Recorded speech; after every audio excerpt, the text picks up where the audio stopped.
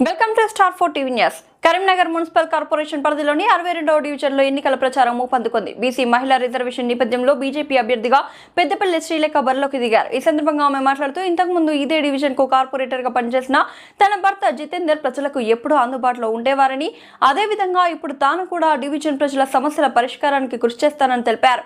WhatsApp complaints box ద్వారా వచ్చే సమస్యలను వెంటనే పరిష్కరించేందుకు చర్యలు తీసుకున్నామని చెప్పారు.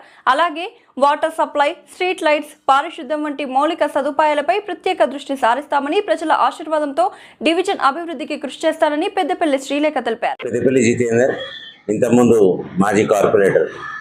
మా డివిజన్లో అనేక సమస్యలు ఉండే, దాని మీద ఎంతవరకు చేయగలనో అంతవరకు చేసాము. ఈ 5 ఏళ్లలో కరోనా టైంలో ప్రజల వెన్నంటుండి ఎట్లాంటి ఇబ్బంది రాకుండా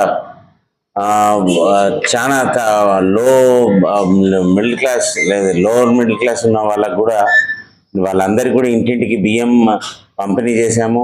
అలాగే వ్యాక్సినేషన్ సగావుగా జరిగేటట్టు దాన్ని కూడా మేము చూసాము. ఎందుకంటే ఇక్కడనే దంగరవాడి స్కూల్లోనే దాన్ని పెట్టడం జరిగింది, సెంటర్, కోవిడ్ సెంటర్. ఇట్లాంటి చాలా వరకు కూడా మేము ఫోకస్ చేసినాము. అలాగే పారిశుద్ధ్యం మీద మరియు స్ట్రీట్ లైట్లు మరియు రోడ్లు క్లీన్నెస్ గురించి కూడా ఎప్పటికప్పుడు మేము పట్టించుకున్నాం. నేను గతంలో ప్రజలందరికీ కూడా అందుబాటులో ఉండే, వాళ్ళు ఏదైనా ప్రాబ్లం చెప్పినప్పుడు వాళ్ళ ఇంటికి పోయి పరిష్కరించడం చేయడం జరిగింది.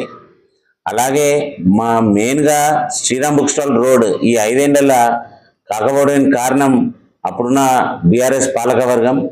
వారు వాంటెడ్లీ సీఎం అసూరెన్స్ శాంక్షన్ అయినా కూడా వారు ఉద్దేశపూర్వకంగా వాళ్ళు ఆ రోడ్ ఆపేయడం జరిగింది.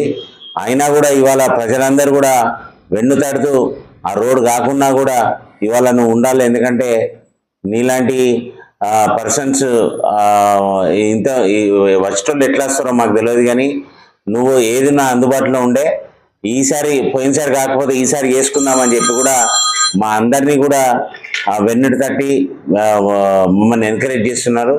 వారందరికీ ప్రజలందరికీ కూడా కృతజ్ఞతలు చెప్తున్నాం. ఖచ్చితంగా ఈ 5 ఏళ్లలో మీకు డెవలప్మెంట్ అనేది ఖచ్చితంగా చూపిస్తాం. ఎందుకంటే బీజేపీ ఇక్కడ ఫామ్ చేయబోతుంది. బీజేపీ మేయర్ ఖచ్చితంగా పీఠం ఎక్కబోతున్నారు. ఇది బీజేపీ సక్సెస్తోని మెయిన్గా మేము ఫోకస్ చేసేది మా డివిజన్ మరియు మెయిన్గా డంప్ యార్డ్ గురించి కూడా. మాకు డంప్ యార్డ్ అక్కడి నుంచి ఇక్కడికి ఎట్లాంటి ఇబ్బంది లేదు, అయినా కూడా బీజేపీ తరఫు నుంచి డంప్ యార్డ్ గురించి మేము ఖచ్చితంగా ఫోకస్ చేస్తామని చెప్పి కూడా మేము చెప్పదలుచుకున్నాం. మీకు అందుబాటులో ఉంటానని ఖచ్చితంగా చెప్తున్నాను. అండ్ వీధుల పరిశుద్ధత అయినా, స్ట్రీట్ లైట్స్ అయినా, మున్సిపల్ డ్రైన్స్ అయినా, ఏ విధమైన ఇబ్బంది ఉన్నా ఖచ్చితంగా వాటిని పరిష్కరిస్తామని చెప్తున్నాను. అండ్ వాట్సాప్ గ్రూప్లో కూడా కంప్లైంట్ బాక్సెస్ అని డివిజన్ని డివైడ్ చేసి అందులో వచ్చే ఏవైతే కంప్లైంట్స్ ఉన్నాయో వాటిని వెంటనే ఎట్లా వీలైతే అట్లా సాల్వ్ చేయడానికి కూడా మా వారు ఇంతకు ముందు కూడా కృషి చేశారు.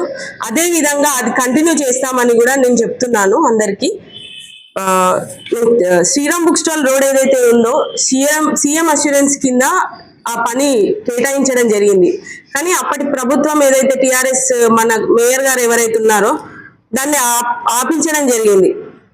అది కూడా మైండ్లో పెట్టుకొని ఇప్పుడు మన డివిజన్ ప్రజలు నాకు తోడుగా ఉండి నన్ను ప్రోత్సహిస్తూ ఈసారి మీరు వచ్చినాక ఆ పని కంప్లీట్ చేసుకుందాము అని నాకు సపోర్ట్ చేయడం జరుగుతుంది. దానికి నేను చాలా కృతజ్ఞురాలని. కొత్త బిల్డింగ్ కన్స్ట్రక్షన్స్ ఏవి జరిగినా కూడా మేము ఎవరి దగ్గర నుండి డబ్బులు ఆశించలేదు. ఏ విధమైన ధన రూపేణ కూడా ఎవరి దగ్గర నుంచి మేము ఆశించలేదు. ఎవరి దగ్గర నుంచి మున్సిపల్ వర్కర్స్ ఇన్సూరెన్స్ కోసం కూడా కృషి చేయడం జరిగింది. మా కుటుంబ సభ్యుల సెంటిమెంట్ని కానీ ఆత్మగౌరవాన్ని కానీ ఎప్పుడూ అగౌరవపరచలేదు.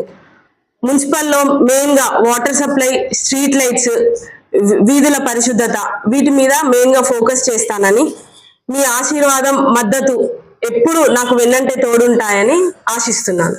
Thank you.